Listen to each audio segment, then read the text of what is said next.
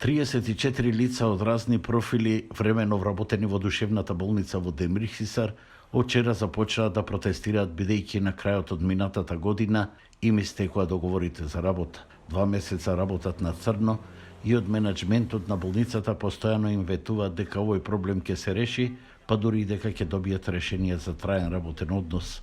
Меѓутоа, откако сватија дека ги лажат, се реши новој чекор, па спремни се да одат и пред владата.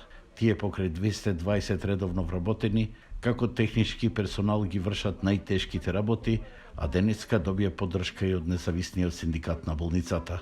Работиме и со психички заболени луѓе, работиме и со 5-16 што имаме со ковид. Значи потребно и болничари, хигиеничари, бербери, фризери. Значи пациентите се крајно незадоволни, а ние сме уште повеќе од нив. Без нив болницата сега не може да функционира.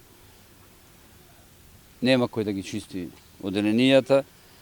Моето гериатриско оделение со 30 пациенти моментално, од кои 20 се на постела. Треба да се ичисти, па да влези персоналот да си ги изврши своите задачи. Дека во душевната болница работите не се розови, потврди првиот синдикалец, кој рече дека се уште ја немаат земено јануарската плата, ниту паушалните надоместоци за работата во ковид центрите.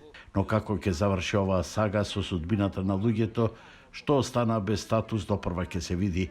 Од Министерството за здравство велат дека сите формалности кај нив се завршени и сега процедурите треба да се финализираат во ресорот финансии.